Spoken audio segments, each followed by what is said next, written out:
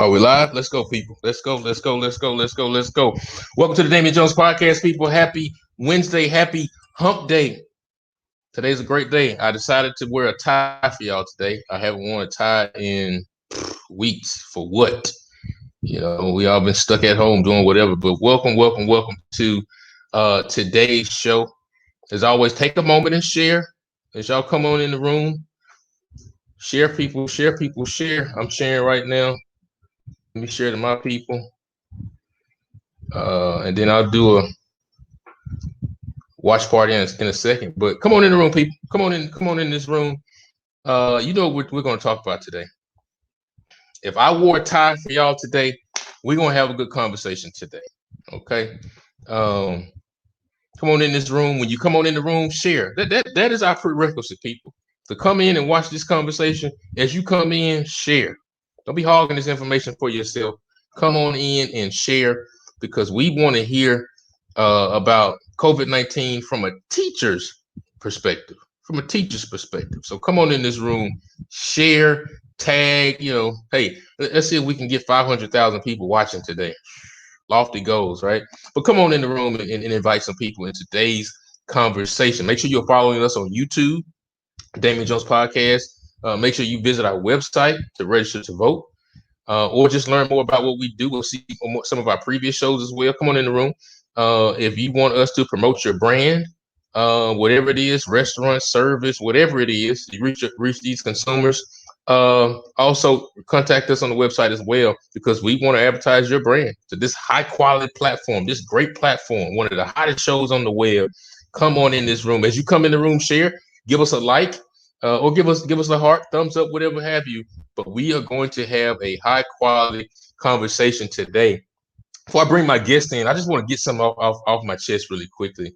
I was about to post it on Facebook, and I said, let me wait. Let me tell you something. People, if you have a dog, stop being nasty and let your dog, excuse my language, piss and take dumps everywhere. Okay, people, clean up after your nasty dog. I walk out of the house, get some food. I got to step over doo-doo, urination, all this kind of stuff. It's a dog park across the street. People, stop being nasty and clean up after your dog. Nobody want to deal with that foolishness. Good grief. It's ridiculous. And so come on in the room, people, so we can have today's conversation, particularly around COVID-19 from a teacher's perspective. Listen, millions and millions and millions of students' lives have been disrupted in this country because of COVID-19. And those who have to make the decisions as to how their education will go forward are our administrators who work hard, but also our teachers who work very, very hard, who are essential workers, who are frontline workers. And we often forget about the contributions of teachers, people. Make sure you leave your comments and questions down below as well, people, for our guests about COVID-19 educational conversations. But teachers are often forgotten. They spend more time with your kids than you spend with them. You drop them off in the morning at schools, they have a good day, they feed your kids, they teach your kids, they put up with their attitudes, they see them grow, and they send them back to you.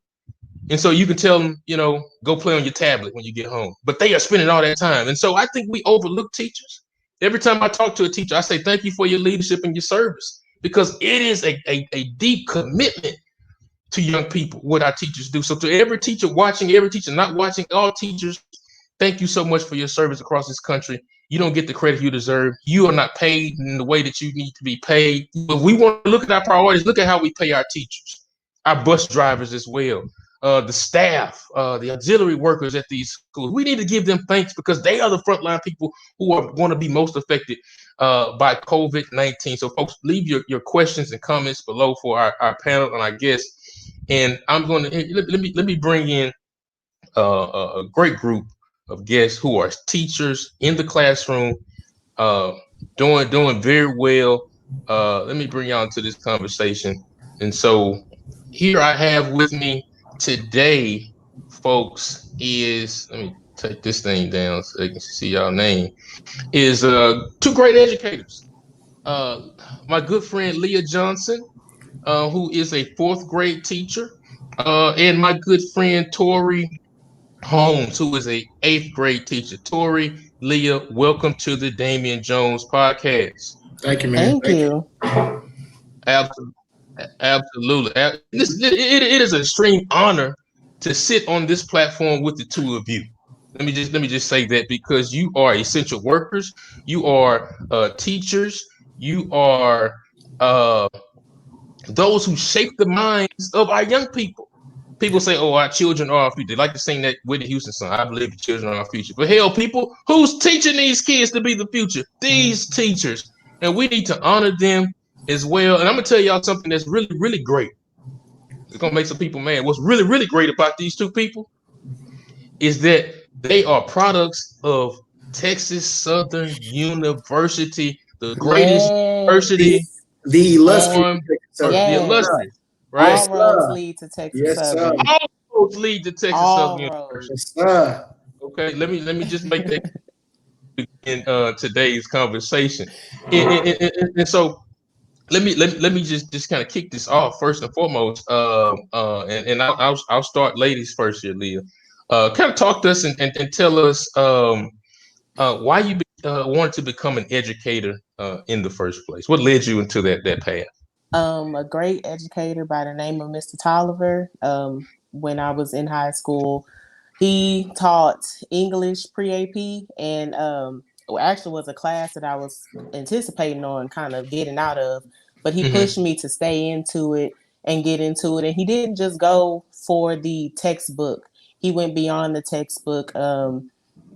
Even when lost my mom maybe about a year to 2 years later than that, he was prevalent during that time. And even with my brother, was a mentor for him. So I look to be a mentor for those kids, or those the next generation that would be going about the same way. And so that's what more so led me to becoming a teacher. Okay. Good deal, Tori. What Uh, led you into to this pathway? yeah. So what pushed me into education was the ability to invoke change, Mm. to find something that was bigger than myself. Like everything that I do every single day is greater than me, because I'm really helping to form the next generation of like Right. leaders. Right. Like they need us, especially as a black male in education. Like they need us. So it was one of the easiest decisions that I've ever made when Yeah. it comes to it. But yeah.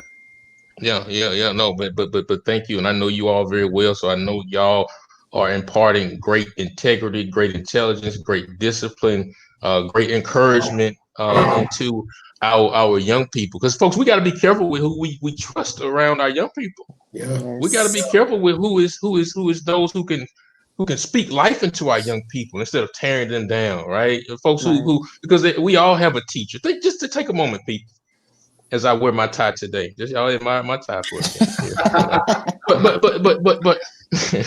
but we all have that one teacher in elementary school, or that middle school teacher, that kept us in line. I think elementary school.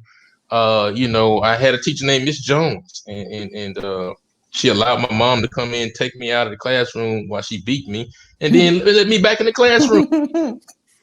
Then just went back on to teaching me. Middle school. I remember I had a teacher named Mr. Knott. Mr. Knott in middle school was very instrumental. Forgot the other teacher name. It was a male teacher that kept me in line. Hey DJ, get your head out your butt. Let's get it right. In high school, I had Francis Isaac that kept me going, right. And then in college, I think Leah, you and I had this class together, English. Miss Stevenson Yes. was tough, right? Would call Very. me if I was late for class. Get your butt here, Did. right. So we had those type of folks, but and so you think about that, people. Who are those folks that kind of kept you in line? But here's my question to you all. Here, Tori, I'll come to you on this one. COVID-19, right? Y'all teaching in the classroom, in the beginning of this year, kind of spring, coming down those last 6 weeks or what have you, to close it Yeah. out strong with our Mhm. young people. They're hitting their marks and where they need to be, and all of a sudden, COVID-19, this coronavirus thing or whatever, Yeah. comes out of nowhere and disrupts the whole kind of thing that we have going on here. Kind of talk about what that was like for you when the coronavirus came and hit, and how it impacted you in the classroom. So I actually didn't know what COVID was. So this was like mid-February, maybe like late end of the month. The kids made jokes about it, and they used to tell each other like, "Hey, you got COVID, you got COVID." I'm like, "What is COVID? Like, what is coronavirus?" And then lo and behold, beginning of March, it's all over the news media. Like they're talking about closing schools. So it changed the dynamic of everything because I mean, we go from being in the classroom, like building those transformative relationships, actually being able to teach the kids in a more effective way as opposed to like an online scenario. And it's adjustment for everybody. Like everybody has to adapt to something new because this is something that we've never seen before. So it was a lot. Like the whole online virtual experience, it was a lot. Yeah. Yeah, it definitely took a toll. I would say, I mean, it turned out positive. We finished strong, but Mm-hmm. getting up to that point was a lot. It took a lot. So yeah, It was an adjustment. What type of major adjustment was it? adjustment. Yeah, what type of adjustment was it for you, Leah, in your classroom dealing with these eighth graders as this thing kind of just here we are, we're meeting everybody, we're in person, we're having a good time, and then this is this. What was that adjustment like for you in your classroom? It was actually a very kind of like a roller coaster of an adjustment. Us the same as Torre, we heard about it mid-February, late February. By the time we went to spring break, we didn't even know if we would be back. Of Right. course, we had, those hopeful moments of us going back, but by time mid spring break came, we knew, okay, yeah, we're not going back. And who thought it would have been a month, and now we're in July. But it has been an adjustment, a hard adjustment. Instead of teaching the kids in the morning, I had some kids who didn't get their instruction until the evening because their parents weren't there during the day. In my classroom, it was a big sense of community and family. And so for all the students to not have that, there were some times where I had to have conversations with those students just to keep their head up, just to be like, and these are fourth graders and I'm having to tell them like, hey, keep your head up. Like, it's cool. I'm here. Giving them my number, having them, text me or call me as needed. And, some of those high kids who were hitting it in the classroom, they're now at home struggling. Yeah. And sometimes it's not even just the academics. It's sometimes more so the home life or just the fact of having to stay in the house literally all day, not being able to really interact with anyone. It was a big change. So it was a hard adjustment. We finished out as good as we could, but now it's like, how are we going to open up? That's really where we're at now. Yeah, so you both kind of talked about the tough adjustment, and Leah, you just lifted out something that I want you both to kind of respond to is those young people. Every young person is at a different level of learning, right? And there are some kids who need that in-person instruction. They need that encouragement because maybe the home environment may not be as structured. Maybe they just like coming to talk to Miss Johnson or Mr. Holmes and just that fire that you instill in those young people. But so how has and I'm sure you've been in contact still with some of your kids. How are some of these young people adjusting and how they've been impacted with just being at home and not having that daily instruction in the way that they've been accustomed to? Either one of y'all can jump on that. So I have students that, I mean, it's summertime now, so they don't really reach out, and like I haven't really spoken with them. But during the school year, like they would reach out to me, just to talk, and it wasn't necessarily always academic, but sometimes they just needed a release, and I was that. And you have eighth graders. You have eighth graders. I have eighth graders, so they need to talk. Their level of thinking is a little different. So even sometimes it was like COVID, like they don't understand what they're dealing with. Like we have a hard time accepting the fact that this is our new normal, but they really have a challenging time understanding that this is what they have to deal with. So just being like that platform or that person that they can speak to at any given moment about whatever they're going through, like that's Yeah. Leah? It was the same for me. I had some students that would just reach out just to talk. And my fourth graders, they did in their little, kind of way of texting or calling like every other, maybe about 15, 20 minutes. Now I have to tell them like, okay, like tell me what's going on, because something going on, and you contacting me every 15 minutes. Let's just have this one conversation. But you know, it was that. And with my kids, it wasn't even more so of the, maybe I had maybe about one or two when it came to the personal, you know, Ms. Johnson, look, I'm going crazy in this house. But it was also just more so a lot of family. Just, you know, hey, my brother just got laid off and I don't know what's about to happen, you know, and things of that matter. And these are my fourth graders, they're worried about how their family is going to live, how they're going to survive, how they're going to get past this. That was the level that my kids were worried on. So it took it to a whole different level when we had to readjust. Yeah. Listen, people. Damien Jones podcast. Listen, tell me where you're going to get a better in-depth, direct conversation from the horse's mouth about the challenges that teachers are going through. Damien Jones podcast, talking with two great, incredible educators, Miss Johnson and Mr. Holmes, teaching 4th grade, 8th grade, and kind of talking about the impact that COVID-19 has had on their classroom, on them, on their children, parents, so forth, and so on. Because I know we've been wondering about this thing. We've seen the decisions that superintendents and school districts have made. Some have said we're going to do virtual totally. Some have said we're going to do hybrid. Some have said in person. There are a lot of conversations going about that. I know personally, if I had children, they wouldn't go near anybody's school. Let me just be frank with you. My kids ain't going near nobody's school. Okay, because in my view, children don't know how to social distance. They don't even know how to stop picking their nose. Adults don't know how to stop picking their nose. Adults don't know how to social distance, stop going to the club. So how are we asking kids to social distance, right? So so folks, keep your comments coming. And if you have any questions, these great educators, pop those in the comments. We will get to those as well. Make sure you are sharing this broadcast and liking this broadcast, people. Listen, here's a question it's been on my brain, for a while. And y'all work so hard. Thank you, educators, all that are watching near and far at the sound of my voice. Thank you, Leah. Thank you, Torre. Y'all work hard all year. Now, and most of y'all getting paid all through the year too, even when you're in the summer and all those kind of good things, right? I'm with you. But it was that part for me. Right.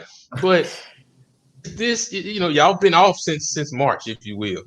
Has this been a needed break for y'all? Kind of good little vacation.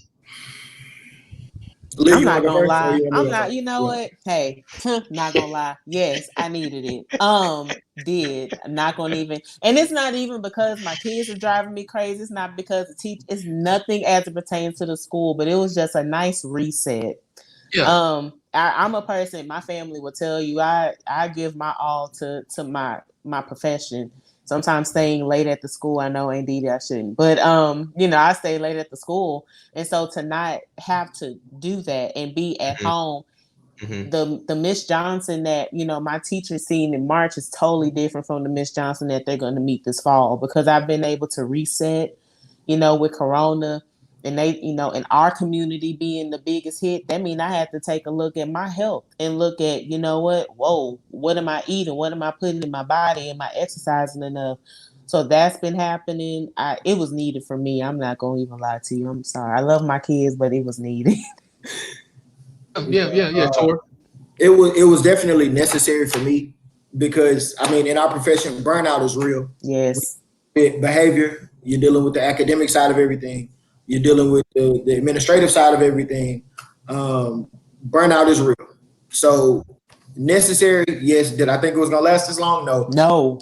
But to piggyback off what Leah's saying, when we do finally get back in the fall, I think they'll get a whole new version of me. So I'm extremely excited. I talk to my wife about it all the time. I'm extremely excited about that part because I've had so much time to think and recalibrate and get everything together. And I've been able to plan and I've been able to rest. So I'm excited. So yeah. Yeah. You both have been. I've been wondering about that. I was like, man, these teachers need a break. Listen, one of my closest friends, Keisha, is a teacher. My sister is a teacher. I know teachers across the board. And again, I tip my hat to you because I couldn't do it. Like I told y'all for the broadcast, I couldn't do it.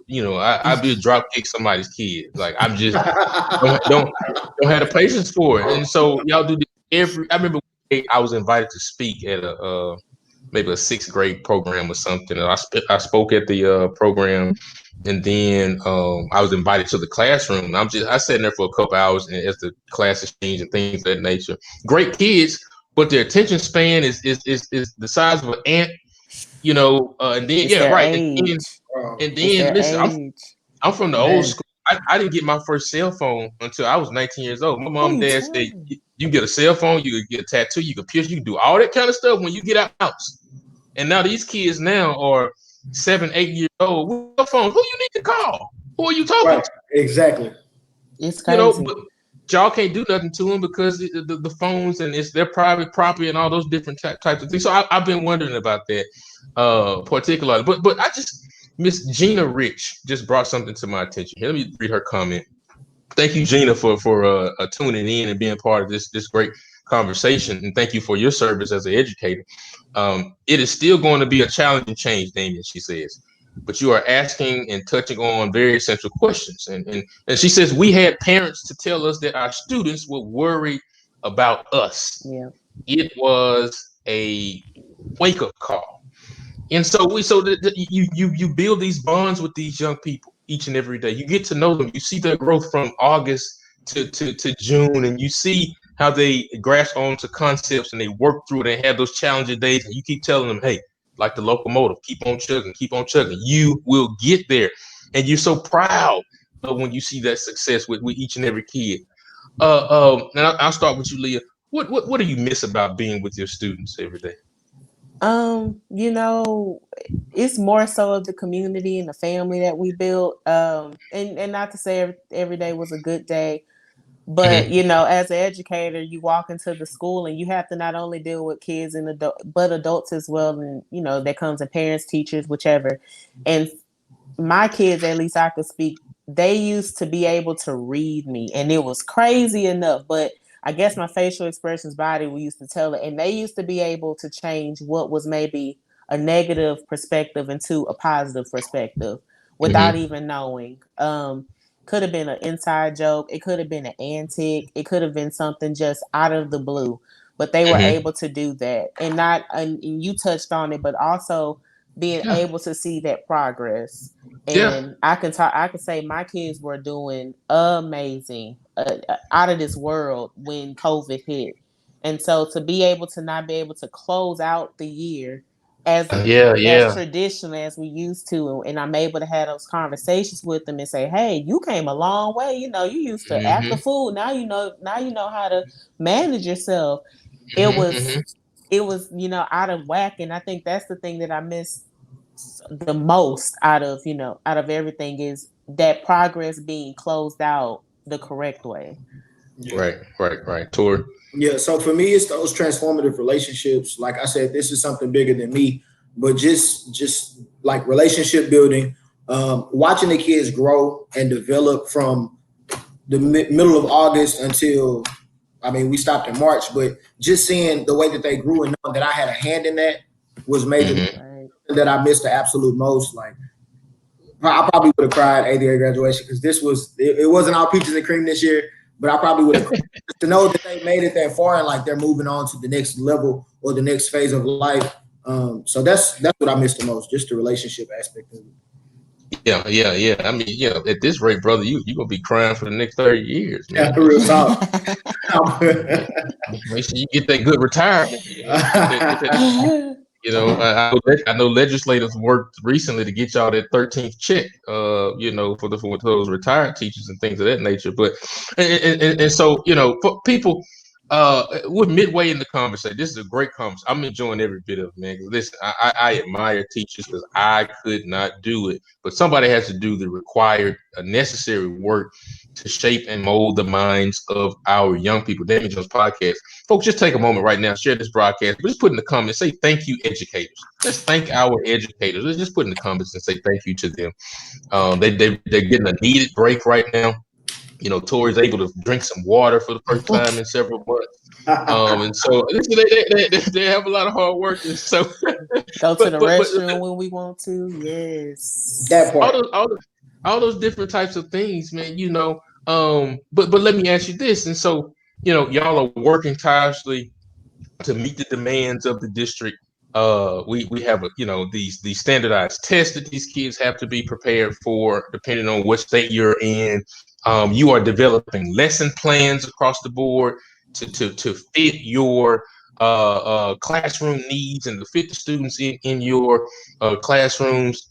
Some of you, oftentimes, because you weren't paid well, you have to take out second jobs to make ends meet in your own house. And then even because of the lack in terms of where some of the kids are coming from, some of you all had to reach into your own pocket and buy supplies for the classroom, right? Talk to me, somebody. I've talked to enough teachers. I know what's going on, right? And so, but I say that to say you are underappreciated in my view, right? And but now that kids are at home now with their parents, they have to be home. And then parents are at home too, because they can't go to work. And everybody's at home right now. And all this web, mom and daddy in the office trying to do some things, kids running around. We hoping that they can do their virtual work. There's a lot of chaos going on. And now parents are having to be forced to try to learn how to structure the 8 hours of the day for their kids to get their work done. And there's something that you all do each and every day, and that's what you've been trained to do.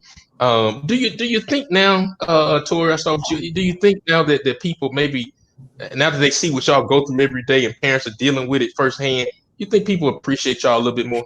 They should. And we, like, in the climate that we're in with the whole social media thing, like, I see parody videos all the time, like all the time. And parents are like, well, teachers, we appreciate you because I tried to teach my kid math and they didn't get it and all of these things. And it's just like, this is what we deal with every single day. Like, this is our every single day. So I definitely think we're more appreciated now than ever before, because now it's not the teachers that are educating the children, it's the parents. Like, the parents have to go the extra mile. The homes, the parents have to stop being lazy and raise and educate their own kids, right? For a change, Well, I mean, do you think y'all people are appreciating you all more as to what y'all bring to the table? So I think yes and no. I do agree with what he said. What Torre said. You now we see a lot of videos of parents and you see a lot of posts of parents saying, hey, I don't know how y'all did it, but X, Y, and Z. But then the no part comes in because of the conversation that we're having, going back to school. And you have a lot of parents who, or at least I'm seeing a lot of posts with parents who are wanting their kid to go back to school just for the sake of getting them out the house, but not realizing that that's us that's going to have to be in there as well.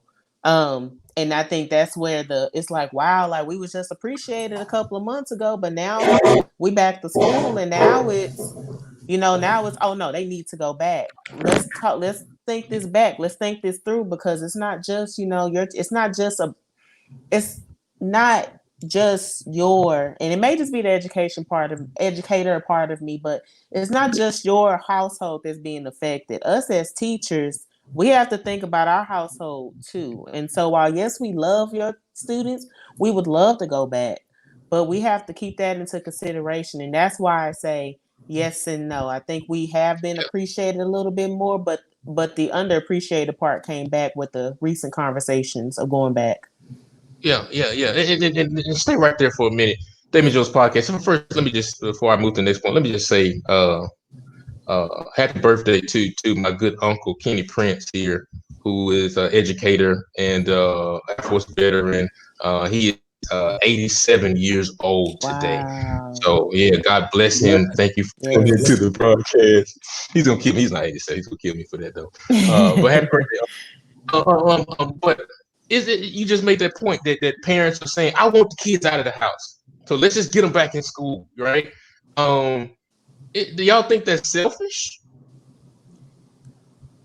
That's pretty selfish. That's pretty selfish, because you're willing to put your kid in danger. Like, this is your seed, and you're willing to put them in danger because you have other responsibilities. And I get it. I don't have any kids, but if I had kids, like, I would know, like, I have to go to work, I have to do all of these different things. So it's like, oh, well, let's just send them to school. It's not time. It's not time. You still have government and state jobs that are still working from home. So wow, yeah, it's indication that we're not ready. They may know something that we don't know, but it's not time. So I think it's really a selfish perspective for parents to have to send their kids back to school or be willing to do it right now. Right. So let's kind of dive into that piece. The concerns about returning to the classroom.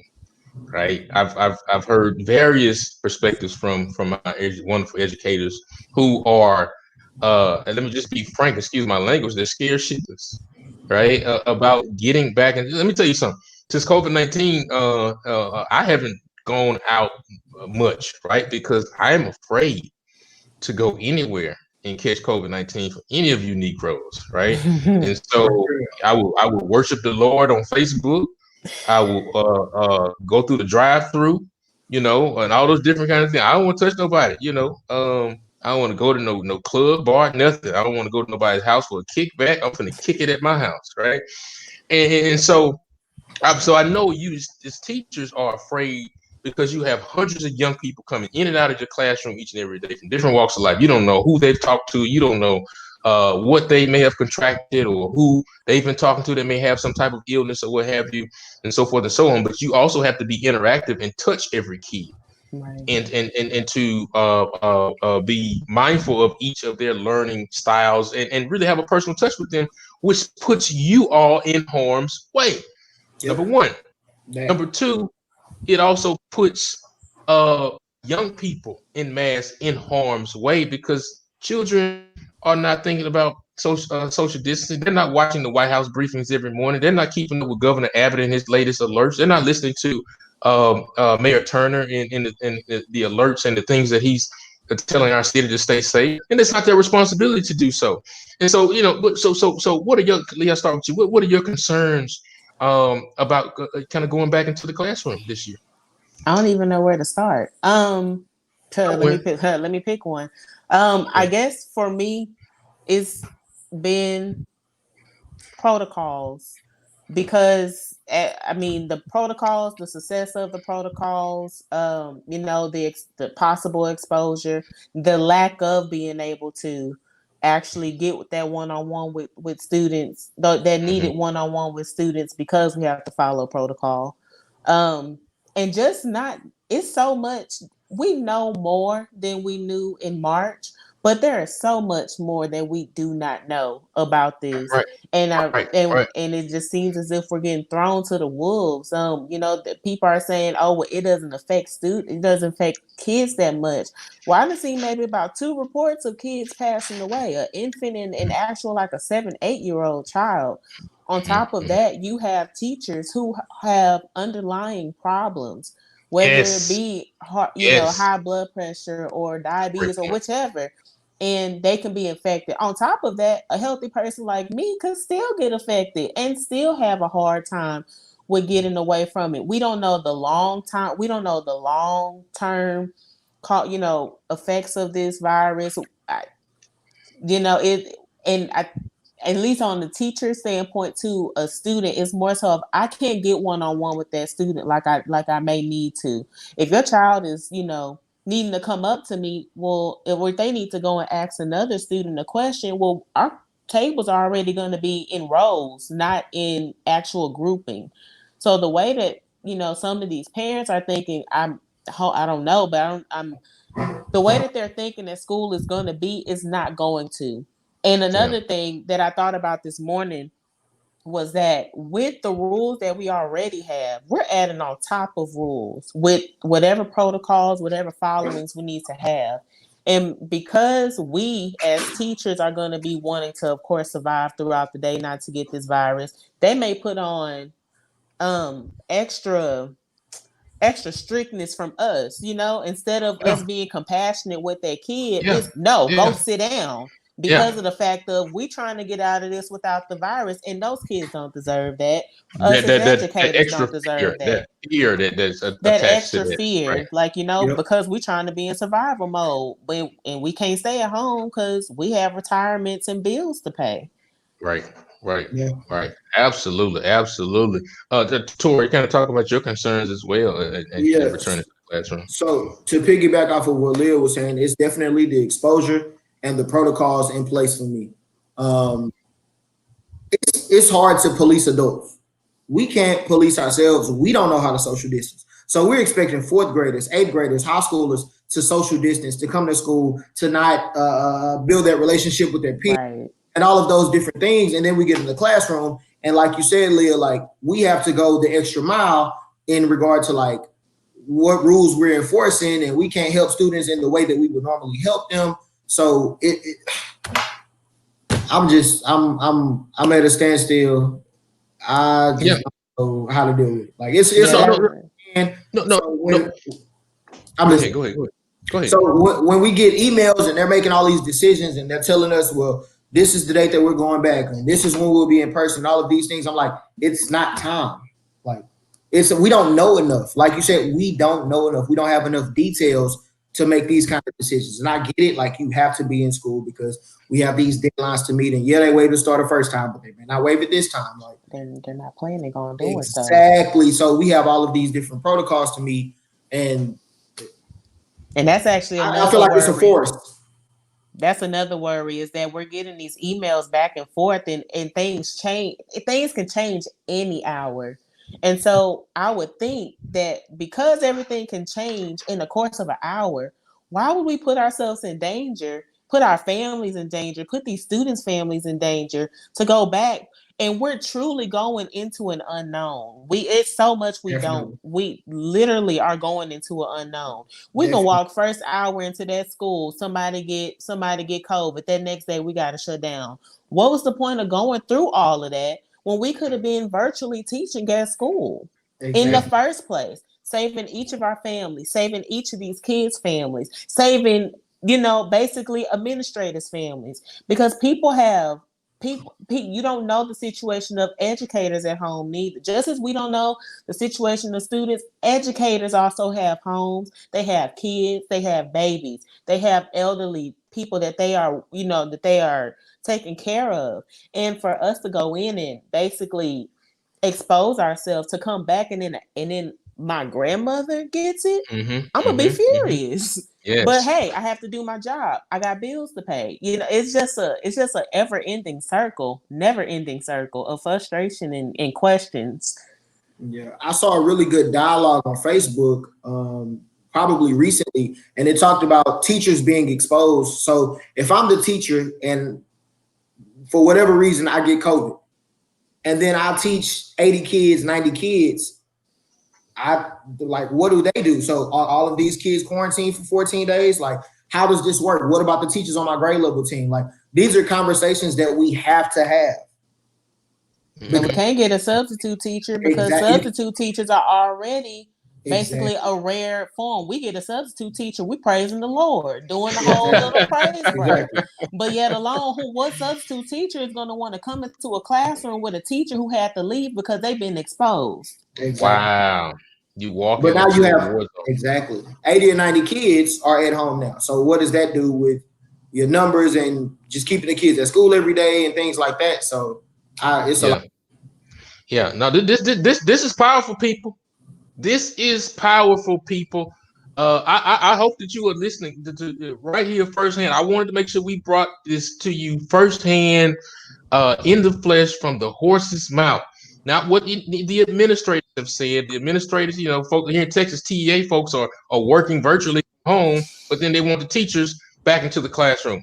We're not talking to those people, right? We could have got the superintendent on here, but I wanted to talk to the people who are on the front lines and bring it right to our doorstep, people, because we have to be an informed audience, right? Some of the decisions that we see made from our government oftentimes is a bottom line revenue decision. Yes. Right? It is that we've already set deadlines decisions. So we're going to remain rigid regardless of putting folks in harm's way. Right here in the state of Texas, let's be honest about it, people. We know for sure, for a fact, that Governor Abbott and his reopening team fumbled the ball. They dropped the ball. They screwed up. They put people in harm's way. Thousands of Texans have died, right? And we said, no, but we're going to protect our children. And now we're talking about putting children, teachers, faculty, bus drivers, all those type of people back in harm's way, people. What are we doing? Yeah. I mean, you hear these brilliant teachers here talking, and they're saying we are scared for our lives. People like Kenny Prince, Gina Rich, and a whole host of others are saying we are afraid for our lives, people. But we have a government that continues to play politics and put people in harm's way. So I heard a few things from the great information y'all just shared there. And one of the things that stood out to me is, I don't have any kids, but I have 35 nieces and nephews, seems like it. And what my brothers have told me about how they raise their children is that children need structure. Okay. Children need discipline, right? They need to be on a set schedule. 8 o'clock we do this, 10 o'clock we do this, 12 o'clock we do this, blah, blah, blah. And they get used to that. And it gives them a sense of stability in how they go about their educational pursuits, their life pursuits, and so forth and so on. And we hope they carry that into being an adult and be a productive citizen.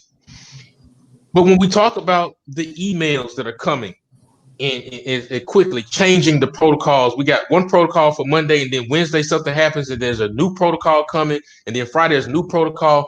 So it sounds to me that one, we're putting these kids in a structure that is not stable, that is uncertain, and it disrupts their learning environment. One, two, it also says that we're forcing our teachers not only to be educators, but to also damn near be scientists, and to be healthcare workers as well, and also be health enforcers of health codes and things of that nature. That's not your job. That's not what you went to school for. You are an educator at the core.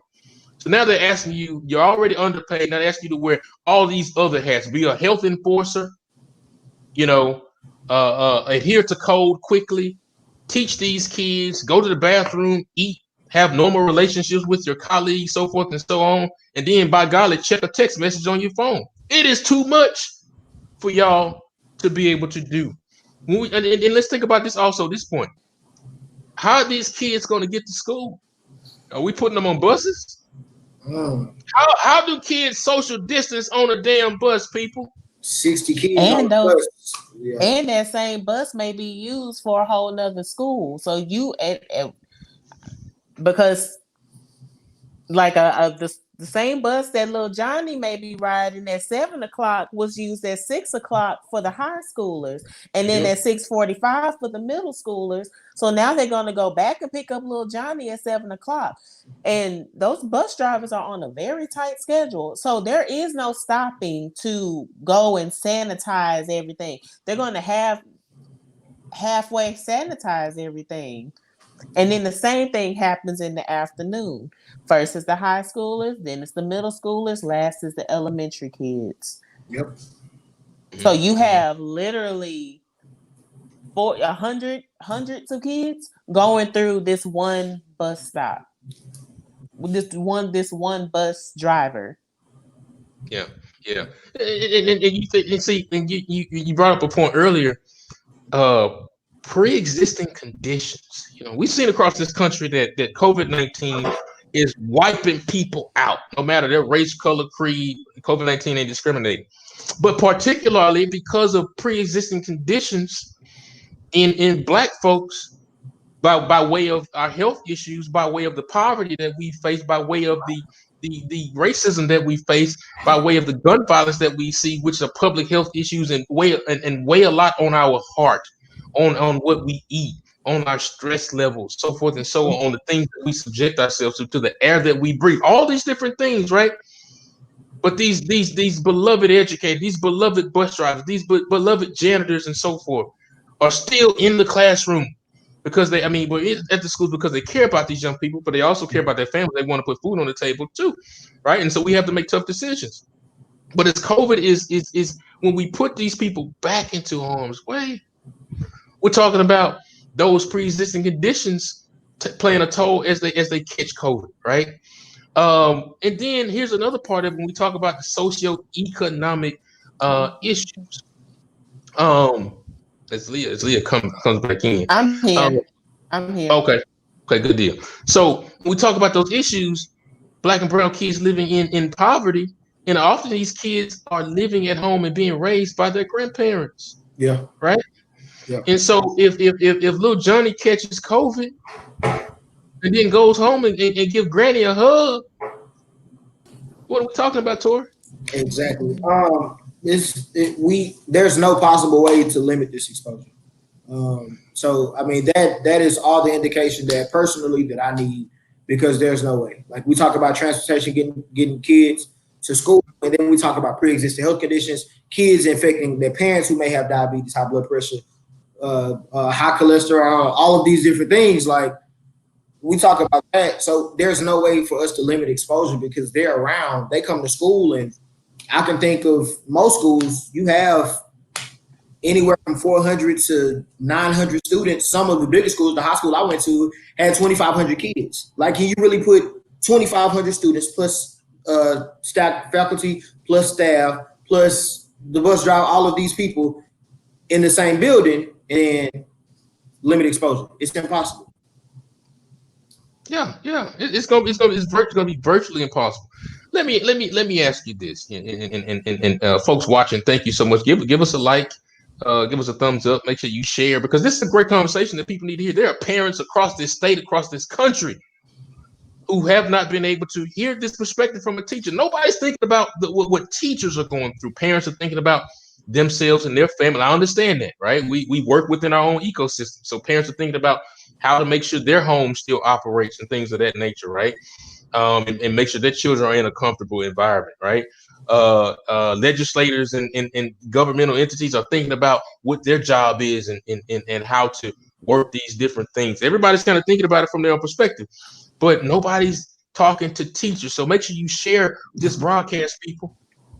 Right? Somebody's going to watch it after the live broadcast. Somebody's going to get off work. There's a teacher that's going to get off work from another job today because they're making ends meet, and they're going to see this conversation. They want to watch it late at night before they lay down and get into bed, right? So let's make sure we be a sharing and educated and informed audience. Now, as I talk about parents here, people,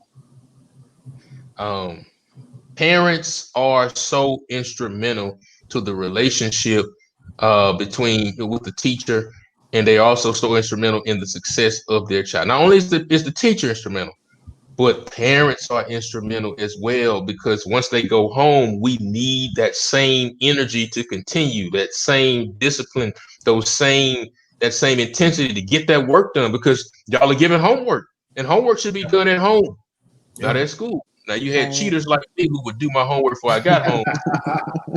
I just like my mom and dad at my face, right? But you get what I'm saying.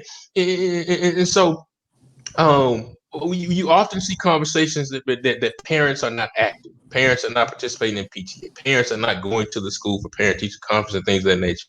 But then you also have great parents that are there for every interaction, that are talking to the teachers. I know now y'all have a lot of email communication, things of that nature. Back in my day, we ain't had none of that, right? It was, I'm gonna show up here. I gotta take out work, and because I had to take out work, I'm a drop kick you because I'm on an hourly wage, and I done missed 2 hours. Exactly. With your food. That's the one. Yeah, right. So parents are extremely important. Like I'm telling you, my mom is crazy. Okay, my mom showed up at every parent-teacher conference, and she left with 3 pages of notes, and came home. Your teacher said you didn't blow your nose right. Let me have to come up to that school again, and you ain't blowing your nose the correct way. I'm talking about she took notes, and she was that active parent, and so you appreciate those type of that type of parenting. But talk to me, Torre. Do parents give you all the support that you need? In most cases, if I'm being transparent, no. Okay. You call, no response. And this is not all parents. Okay. I have some parents that are on the ball. Like, if I call, they're responding, they're coming, they're showing up, they're asking questions. Parent-teacher conferences, they want to set them up. They're calling the front office. The front office is sending me all kinds of emails. This parent wants to talk to you and things of that nature. But then you have parents that are super hands-off. And it shows. It shows. So I call because I'm having behavior issues with the students. They don't respond. The student is struggling academically. They don't respond. And then when it blows up, when now it's the dean of students calling, or or the report cards come out. Now you're asking questions, but I've been calling you for 6 and 9 weeks. Like I've been doing what I have to do to make sure that your kid is successful in every way, and you haven't been as supportive. So in most cases, my opinion, I don't think we get enough support. But then you have parents that go above and beyond, and I can't appreciate that part. Yeah. Leah. I actually agree 100%. We do have some parents who are very hands-on, will message anytime necessary. And then you have those parents who are hands-off. And, it makes it hard. And I know in my experience, I've had parents who expected for the teacher to come to them, to basically be there 24/7 and nag about, hey, this is what you got to do. But, I'm going to be honest. I'm a firm believer that education starts at home and then it goes up to the school. And so, just as I'm going to do what I'm supposed to do and on the school front, but now I need you to back me up and do it in the home front too. And that's where the disconnect comes. And, I know that some parents are, at least right now are saying, oh, well, I can't, school can't be at home. I bet you it can. Go to the dollar store and get a whole bunch of stuff to put on the wall. Get some ABCs, some 1, 2, 3s and post it on that wall. Get some notebook paper and get to it. And you know what? If you need help, then of course I'm going to be here to help you. I'm here. I'm a teacher. I'm the extension. But, parents can help in some form or fashion. It can't just be all on the teachers. Yeah. So I want to go back to some both of y'all said, and it's kind of playing off Kenny's comment here. Folks, keep your comments and questions coming. We're having a powerful conversation. So, from a teacher's perspective on how COVID-19 has disrupted our educational systems, but how we can move forward and find out what these teachers need to support them. And so Kenny Prince says, hey, we got it twisted. So many believe home is an extension of school. Truth is, school is an extension of home, right? And I know he preaching right there. What that sounds like to me is what these kids do at home. That was good. They're gonna bring to school, right? If you act the damn fool at home, you're gonna act a fool at school. If you disrespecting folks at home, you're gonna disrespect grown folks at school, so forth and so on, right? If your behavior is being looked over and not addressed at home, they're going to expect that same type of interaction at school. Kind of talk to us when both of you said it starts at home. What do you mean by that, Leah? Kind of like what you said, if they're going to be expected to act the fool at home, if they're going to come to the school and act the fool. But I mean, just as I also said, because there's been instances where the parent has came in and been like, oh, they don't act like that at my house. They act the fool at my house. But then in your classroom, they have respect. They're saying, yes, ma'am, no, ma'am. And so then it goes back into what's going on at that school. You need to back me up, because guess what? If you could, I have no problem with having a conversation of, hey, Miss Johnson, I noticed that my child is saying yes, ma'am, no, ma'am to you, yada, yada, yada. And they're not doing that with me at home. What can I do? What is the difference? What are you doing? I have no problem with going and letting you know, hey, I talk to that student a little bit more. I pull them out and I do one-on-one. So then guess what? When you go home and you're one of those yes, ma'am and no, ma'am, if I'm telling you what they're doing and you practicing it at home, now we're building a better success for this child, instead of expecting them to go to, the school and do as they do at home. Because I can tell you right now, that's not happening with Miss Johnson. It's respect in that class. I love you, but it's going to be a respect level. And absolutely, I have no problem with having that conversation, but you gotta bounce it back there at school. They can't be one way at school and then one way at home. That's not how we build good, that's not how we build respectful adults. Right. You want to answer that, Torre? Yeah, if students don't have the support at home, whether it be behavior, whether it be academic, it'll show. It'll be very evident. But Ms. Gina Rich said a good thing. Home is the foundation. So Get to my classroom and they doing all this crazy stuff. I'm just like, oh, okay, I know how it is at home. So when I was a kid, it's like, oh, if I do something, my mama could pretty much tell whether I did it or not because the way I acted at home was kind of the way I acted. Right. You said Right. Torre cussed you out, she gonna be like, no, Torre didn't cuss you out because Torre don't do that. And I mean, but you can tell because home is the foundation. So Right. Yeah, but Torre is over there running his mouth for 30 minutes. He talks a lot. He does talk a lot, but he didn't cuss you out. He talks a lot. Right. So that is extremely important. And folks in the comments are really agreeing with that. You know, folks saying, hey, you got to set the expectations. Yes. You know, at home. You know, and then my parents would tell me, hey, you got one job or two jobs. You know, keep this house clean, keep these dishes washed, keep your room clean, all that good stuff, right? And then take your butt to school and get these good grades. That's all you got to worry about. You don't pay no bills around here. You know, you ain't got to deal with all this other stuff. All you got one job: get that. Make sure your pencils are sharpened, and get in there and do what you got to do and handle your business. And so here's a good comment from Reginald Adams. Thank you for tuning in, Reggie. Thanks for your comment. And I see your question, George. I'm going to get to it in a minute. So Reginald. Yes, sir. Yes, sir. This is our time in history to take back how we educate our children. Yes, there is an opportunity in the midst of this great chaos and challenge, and we must seize this moment. Leah, you were excited about. Yes.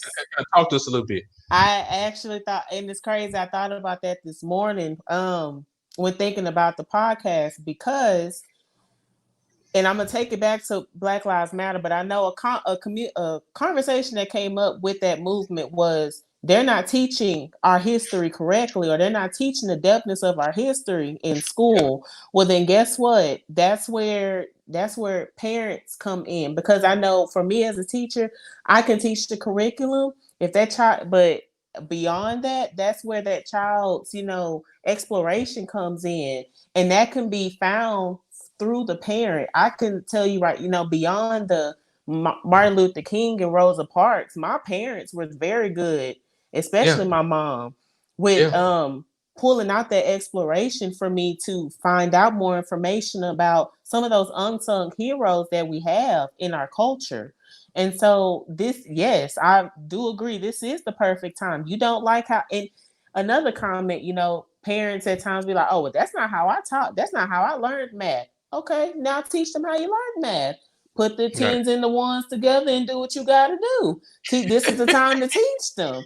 If your child wants to explore into science, welcome that child to explore into science. If you don't like how the culture and history is being taught in the school, well, now is your time to do that at the house front, at the home front, and set that foundation. So when they go into school and they hear them facts about Martin Luther King or Rosa Parks or whoever, your child could be the one to stand up and say, I thought this is what happened. Right. And change the narrative. Right. Anything to add there, Torre? Yeah, there's no better time than the present for parents and teachers to be on the same wavelength. Even when I was in school, like I had friends that had parents that were super hands off, and for me to be out of school for so long, and then I'm teaching now, and it's like I have so many parents that are hands off. Now is the time to really get us all on one accord, get us all on the same page, because it's bigger than us. This is our future. Like, this is what we have to depend on. So they have to be getting it from both ways. You with me 8 hours a day, and I'm giving it to you. Then you get home, and your parents are like, okay, well, this is what you need to be doing. This is how you need to do it. If you're interested in something, like push their curiosity. If something, like just push the curiosity. But now there's no better time than the present for us to be on the same page. Yeah, and so, and I'm going back to Reginald's comment here. This is the time in our history to take back how we educate our young people. And I think back to my childhood, and to this day, in my parents' house, we have a Black encyclopedia, instead of like about 10 or 15 books. that I would always read. I wouldn't read the Encyclopedia Britannica deals. You know, I browsed, looked through those a little bit at my grandmother's house, but we had black encyclopedias, and I learned about Kent State. I learned about the stuff at Jackson State back in the day. I learned about Martin King, Bayard Rustin, Ella Baker. I like all those unsung heroes. You know, the John Lewis's, the C.T. Vivians, right? The Joseph Lowry's. You know, all those different folks that we don't get in our education. And parents, I listen to parents all the time complaining about the job that the teacher does. They're not teaching my child right. You don't do X, Y, and Z right. They need to do X, Y, and Z. Okay, cool. Calling you to the carpet, parents. Right. This is your time. They're at home with you right now. Teach them exactly how you want them to be taught. So when they come back to school or when they're back in their virtual situations, they should be on point because they mama and daddies had them the whole time. Like Leah said, go to that dollar store, get you a whiteboard, get you some markers. Get you some book. Get these kids off these YouTube tablets, and their face stuck on YouTube. Give them something constructive to do, to build their skills, to work on their writing. Make them spell out these words. Let me tell you something my mom always did. My mom never spelled the word out for me. Never, ever, ever, ever. I said, Mom, how you spell this word? She said, go look it up. She said, go look it up. She said, I ain't telling you that. Look it up. Wow. And so I would have to go, this word. But it taught me, one, how to use dictionary, two, how to pronounce words, and three, stop asking my mama for stuff, you know, because she ain't even tell me, right? And so we have to really, really make the take hold of our kids' education. You know, I see this other comment here. Thank you all for these comments, folks. Really appreciate it. Parents and teachers must align rather than be divided against one another. Now is the time. You know, one of the greatest things, you know, y'all know me, so I'm a politico, but one of the greatest things we know in politics is you never waste a crisis. There's something good in all chaos, right? I've talked about this on previous shows. One of my favorite sermons is from H.B. Charles out of Jacksonville, and he says something good is going to come out of this, right? No matter how bleak the situation looks, right? No matter how downtrodden we can get, no matter how many people have passed from COVID-19, no matter how much fear is happening within the walls of our educational buildings, no matter what Donald Trump is saying, folks, something good is going to come out of this if we stay focused. If we use this time to strategize, if we see the opportunity. Do we see the world as glass half empty, or do we see this as glass half full? And so I think we have to take advantage of this is a half full moment, right? In how we move forward, in how we teach our kids, and folks are agreeing. This is the time. This is the time. Let me ask you this. Particularly, let's go back to the students here, right? What have you heard from parents and your students, how they have been impacted? You know, I know early on it was about getting food to the kids and things of that nature. And Leah, you have some of the younger young people who may need those lunches, and I think 8th grade they can fix their own sandwich or whatever. But what are you hearing from parents and your students as to how they have been impacted and how they're moving along day to day, just kind of facing COVID? Well, it's an adjustment for everybody, especially for the students, because they spend so much time at school, like that's their time to get their mind off of everything that may be going on around them. But now that time, they don't have that outlet because they're at home every single day for 24 hours a day. You see what I'm saying? So when it comes to like parents losing jobs, them having to figure out what they're going to eat, they may be responsible for their younger siblings. Like they have all of these different responsibilities that they didn't have prior to because they spent so much time at school. So, I mean, I think that's the main issue that parents would have as far as like communicating that with us on how the students are dealing with everything. It's just that they have so much responsibility now that they didn't have prior to, and they're having a hard time adjusting to everything. Yeah. Leah? It's the same. You have some families where the main bread maker has, lost their job. And so now they're having to try and figure out how they're going to make ends meet. How are they going to pay bills? How are they going to even have internet to do the, the work that we're trying to give them? And then, you know, like Torre said, you have some of our kids, even fourth grade, who are now having to be really the head of that household and having to, you know, be in charge of their younger siblings, which then takes them away from what, you know, from basically doing work or just being a kid, period, you know? And so they're having to adjust now to that part. And it goes back to because they were at school. For some of my students, that was a part of their home life that, you know, as soon as they walked in the door, they had to make sure their little one, their younger sibling, you know, was eating or doing whatever that they could or needed to do. But now it's amplified. It's times 100 because now they're home for 24 hours a day. And, you know, mom, dad, or whomever is basically the adult of the family is needing to go and make the money and make the ends meet. Right. And so, y'all, I mean, listen, people.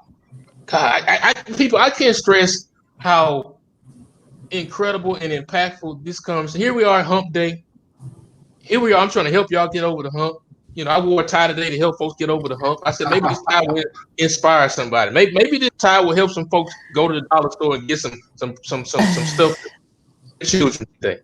You know, maybe this tie will stop people with dogs from having their dogs piss and take dumps any and everywhere. You know, maybe this tie will inspire somebody who's having a tough time.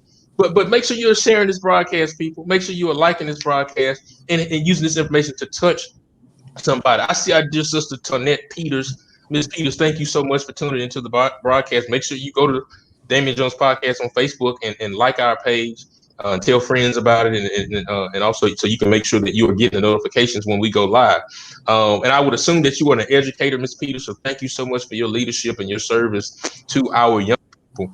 But I like your comment. She says, "I truly believe that parents must take accountability for their child's learning." Okay, we as educators, so she is an educator. Okay, I had to keep reading. Are doing our best. And we need the assistance of the parents. You know, Miss Peters touched on a lot right here, people. And so for those of you that are parents, you're hearing it right here. They need you. They need you to step up. They need you to do a little bit more. They need you to be in communication, so forth and so on. I'm assuming, but I want to ask you, these great educators, talking with fourth grade teacher Leah Johnson and eighth grade teacher Torre Holmes. Torre, Leah, what do y'all need from these parents to be successful? Just a hand. Yeah, just a hand. I mean, though, I like you know, I said earlier, we can't do it all on our own. We already have titles that we inherited just being teachers. We're the counselor. Sometimes we are the nurse. Sometimes we are the disciplinarian. And we can't, and you know, of course, those are titles that you know, parents have, but we can't be the title of the parent. We can't have the title of the parent and also try to have the title of the teacher, because you could, as a parent, you could discipline your child. You the one who birthed them into this world. I can't discipline them, you know, just as you may discipline them. We you know, like Miss Rich said, we need teamwork. You know, have that conversation. If you need my help, I'm gonna help you. But we can't do it all on our own. We need that backup, so when that child goes home, those lessons are continuing, or that extended learning is continuing. Yeah. And my biggest thing is, and Leah understands, we come to work every day, we do our job to the best of our ability. We just need the parents to do the same. Right. Like, this is your job. This is your full responsibility. Help us out. That's all we need. What you see, you know, let me just say this. Y'all beating around the bush. Y'all beating around the bush. Y'all trying to be nice here. I'm trying to get you some help. And I said, what you need? You talking about a hand. We got hands. I need you to give these people specifics as to what. Give me one or two things specific that y'all need from these parents to help these kids be the best that they can be. I can say, I guess, going back to I know it was when I say hand, well, okay. First thing I think of is discipline. I'm a disciplinarian. You know, so I think about discipline. My parents, if not even my parents, my family would have the conversation is, if that teacher calls me, we're going to have a problem. And if I have to come up to this school, we're going to have a problem. And that fear of that call is not there anymore. I can have the teachers, the parents' phone number on the phone. I get the call and, oh, you calling the wrong number. Huh? Because either way it goes, it's gonna call somebody, and that person probably would find Leroy or Brenda Johnson to be like, hey, somebody calling my phone for your daughter. Like, that fear is not, that respect of teachers is not there.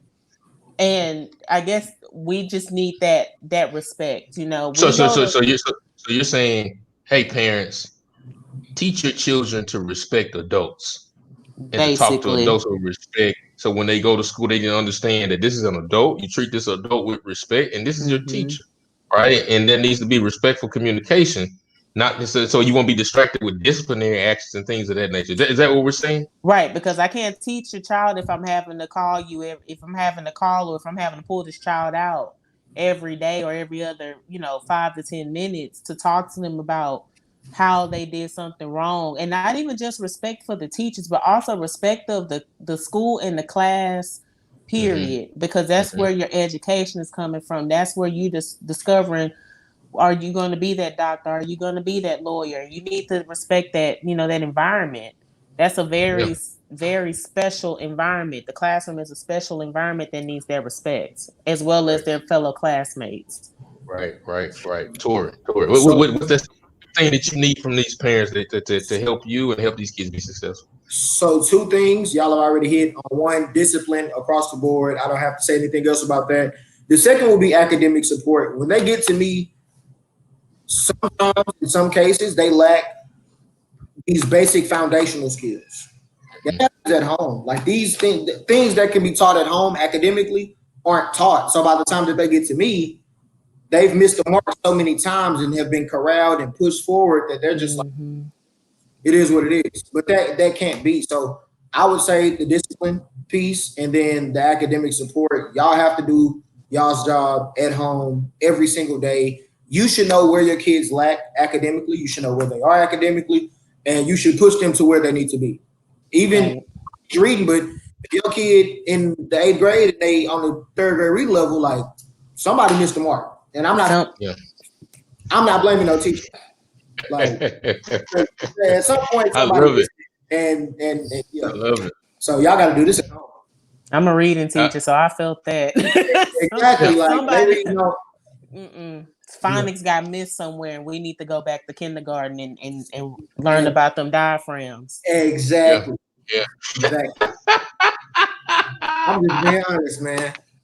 Please, we want you to be honest on this platform, because we want to be honest with our viewers. We want to be honest with folks. We want to give people honest and true information. We don't do fake news over here, people. Right? This is not fake news. This is high quality information that we want to help impact and change your life, so we can change what America looks like and our communities look like, particularly. I'm gonna let y'all get out of here in a minute. I know y'all got to go back to your virtual situations and so forth and so on. But tell me this: what do you look forward to in the fall as you move back into the virtual situations and maybe some in-person situations, God forbid? What do you look forward to when you do get back into your classroom structures? What do you look forward to, Leah? I think the main thing that I look forward to is, although there is still some uncertainty, I think being more so aware of how I can lesson plan, because when we stopped in March, we literally were thrown out there. Everyone had to readjust on how to teach online, how to do a lesson plan online, the different resources that were online. And so now, ever since March, being able to, find those different resources. Okay, what suits my class versus what doesn't suit my class? What may be an extra help for this, for this student that may need their hands on, but I can't be with them. And so being able to know those resources and now be able to hone on them and use them to the best of their ability, I think is the main thing that excites me. Aside from also getting to see my kids and just being able to see how they been able to hold up throughout this summer, because I mean, everybody you have those kids who come back and say, "Oh, I had a good summer," but everybody was impacted this summer. Travel plans were stopped. Everyone had to stop. So just being able to reunite, reconnect with those students. Yeah, absolutely, Torre. So I would say what I'm most eager about is definitely building relationship. I tell my kids all the time, like, I teach you math, but I want to teach you life too. So just building relationship and being that platform for them to come and speak their minds and let it all out, free flow. So I'm definitely just excited. I'll talk the same kids like back to back. So now I get a whole new group of kids. So like I'm learning you, you're learning me, and we're consistently growing together. So that's what I'm most excited about. Yeah. Listen, I'm excited. I am excited. Although I've heard the concerns from my educators as to your concerns about going back into the classroom, but I'm excited to know that our children are in the hands of people like you two. Leah Johnson and Torre Holmes, and there are others just like you who care, who are passionate, who are patient, who are detailed with your lesson plans, who have a listening ear for our young people, and proud when you see their growth from one concept to another. And so I'm excited about that, because I know the future of education is bright for both of you. Let me ask you this last question, and I'll let you go. I just want to rub this in the faces of some of the folks watching. I know we said at the top of the program that you all were educated at Texas Southern University. Okay, that's what don't forget it. All roads lead to. Right. That's where the three of us met, and so kind of talk about how your experience matriculating through the hallowed halls and walls and the campus of a Texas Southern University kind of shaped your experience in the classroom, and how it has impacted you. Torre, I'll let you start on that. Yeah, just the ability to adapt. If you know anything about Texas Southern, it's easy to get in, it's hard to get out. Yes. Easy to get in, it's hard to get out. And I'm not shading my university, but that's the reality that we're.